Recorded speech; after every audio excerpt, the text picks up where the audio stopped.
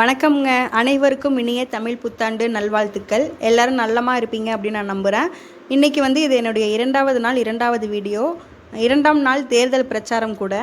இன்றைக்கி நான் என்ன சொல்ல வரேன் அப்படின்னா, நம்ம எல்லாருமே விஜய் டிவியில் மகாபாரதம் அப்படின்னு சொல்லி ஒரு சீரியல் பார்த்துருப்போம் இல்லையா?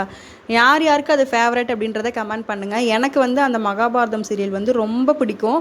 அந்த மகாபாரதம் சீரியல் பார்த்ததுக்கப்புறம் தான் சீரியஸாகவே இதுதான் கதை, இதுதான் மகாபாரதத்தில் நடந்திருக்கும் அப்படின்னு எனக்கு உண்மையாகவே விளங்குச்சு. ஏன்னா அந்தளவுக்கு சூப்பராக நீட்டாக எல்லாருக்கும் புரிகிற மாதிரி அந்த ஒரு சீரியலை நல்லா மேக் பண்ணியிருந்தாங்க. அதில் கோவிந்தா ஒரு வார்த்தை சொல்லுவார் அடிக்கடி. ஒவ்வொரு நாள் சீரியலோட எபிசோடோடைய எண்டுலேயுமே ஒரு கருத்து சொல்லிவிட்டு அதுக்கப்புறம் கோவிந்தா அந்த வார்த்தை சொல்வார். என்ன அப்படின்னா, அனைவரும் சிந்தித்து செயலாற்றுங்கள் அப்படின்னு சொல்வார். சீரியஸாக அது அவ்வளோ ஒரு டச்சிங்காக, அவ்வளோ ஒரு ஒரு அது எப்படி அந்த ஃபீலிங் எக்ஸ்பிளைன் பண்ணுறதுனே தெரில. அவ்வளோ சூப்பராக இருக்கும். அந்த வார்த்தையை கேட்கும்போது அவ்வளோ சூப்பராக இருக்கும். அதே தான் இன்றைக்கி நான் சொல்ல வரேன். எல்லாருமே சிந்தித்து வாக்களியுங்கள், சிந்தித்து ஓட்டு போடுங்கள். ஏன்னா இந்த 5 வருஷம் நம்ம அடகு வைக்கிறதுக்கு ரெடியாக இல்லை அப்படின்றத நம்ம நிரூபித்து காட்டணும். 1000 ரூபாய்க்காக 2000 ரூபாய்க்காக நம்மளுடைய இந்த 5 வருஷத்தை அடகு வச்சிடக்கூடாது. எத்தனை நலத்திட்டங்கள் அப்படின்னு சொல்லிட்டு இலவசம்னு எவ்வளோ அறிவிக்கிறாங்க. அதெல்லாமே நமக்கு இலவசமாக கொடுக்காம உருப்படியாக ஏதாவது ஒரு நலத்திட்டங்கள் மக்களுக்கு உண்மையிலே பயனுள்ளதாக இருக்கிற மாதிரி செஞ்சாலே போதும். ஏன்னா அதுவே நமக்கு அவ்வளோ ஒரு பெனிஃபிட்டாக இருக்கும். உங்களுக்கு நான் 1000 ரூபாய் தரேன், உங்களுக்கு நான் 2000 ரூபாய் தரேன் அப்படின்னு போட்டு அனௌன்ஸ் பண்ணுறாங்களே, அப்போ எவ்வளவோ அவங்களுக்கு அதில் பெனிஃபிட் இருக்கும் அப்படின்றத நம்ம யோசித்து பார்க்கணும். அதுவும் பெண்களை கவர்ற வகையில் தான் ஈஸியாக உங்களுக்கு ஃப்ரிட்ஜு தரோம், உங்களுக்கு 8000 ரூபாய் கூப்பன் தரோம், உங்களுக்கு மாதம் 2000 ரூபாய் தரோம், மாதம் 3000 ரூபாய் தரோம் அப்படின்லாம் அனௌன்ஸ் பண்ணுறாங்க. ஏன்னா இப்போ டார்கெட்டே நம்ம மேலே தான். அதனால் நம்ம ரொம்ப கேர்ஃபுல்லாக இருக்கணும். 2000 ரூபாய்க்காக 3000 ரூபாய்க்காக நம்மளுடைய அந்த 5 வருஷத்தை அடகு வைக்கக்கூடாது. நம்ம அர்ஜென்ட்டுக்குன்னு ஒரு நகையை அடகு வச்சா கூட நம்மளால் பணம் கிடைக்கிறப்ப அதை மறுபடியும் மீட்டுக்க முடியும். ஆனால் இப்போ நம்ம தவிர நம்ம ஓட்டு போட்டுட்டோன்னு வச்சுக்கோங்களேன். ஆனால் அந்த 5 வருஷம் நம்மளால் மீட்கவே முடியாது. போனது தான், ஆனது தான்.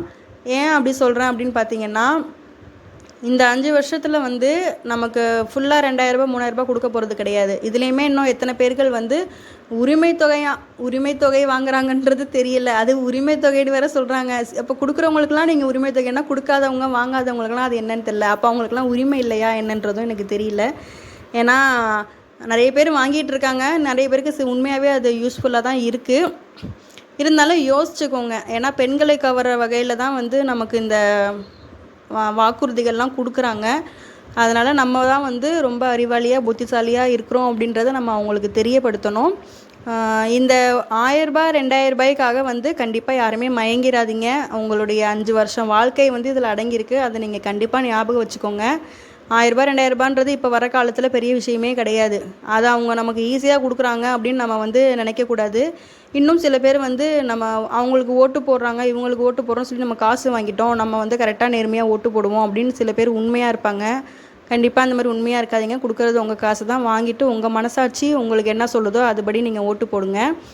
நீங்கள் இவங்களுக்கு ஓட்டு போடுங்க, அவங்களுக்கு ஓட்டு போடுங்கன்னு சொல்லலை. கண்டிப்பாக ஒரு கட்சிக்கு இன்னொரு கட்சி பெட்டராக தான் இருக்கும். 2 கட்சியை நீங்கள் இருக்கிற எல்லா கட்சியுமே நீங்கள் கம்பேர் பண்ணி பாருங்கள். இது வரைக்கும் ஏடிஎம்கே டிஎம்கே தான் மேக்ஸிமம் ஆளுமை பண்ணியிருக்காங்க.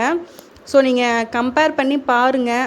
புதுசாக வர்றவங்களுக்கும் வாய்ப்பு கொடுங்க. ஏன்னா வாய்ப்பு கொடுத்தா தானே அவங்க புதுசாக என்ன பிடுங்க போகிறாங்க அப்படின்றதும் நமக்கு தெரியும். நான் இதை பண்ண போகிறேன், அதை பண்ண போகிறேன்னு அவங்களும் வாயிலே தான் சொல்லிகிட்டு இருப்பாங்க. நம்மளும் அதை காலப்போக்கில் கேட்டுக்கிட்டே தான் இருக்கிறோம்.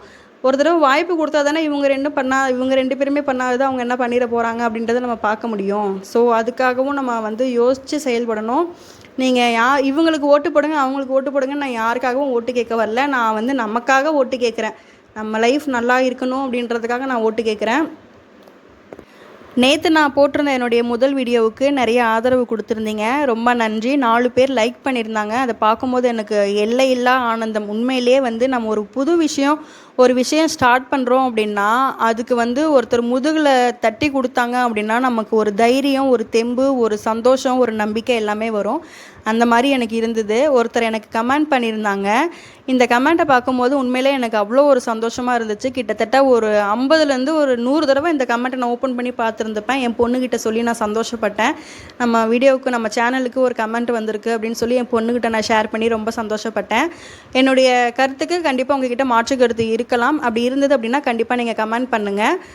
என்னுடைய வீடியோஸ் உங்களுக்கு பிடிச்சிருந்தா லைக் பண்ணுங்கள். மறக்காமல் என்னோடய சேனலை சப்ஸ்கிரைப் பண்ணி எனக்கு ஆதரவு தெரிவிங்க. நன்றி.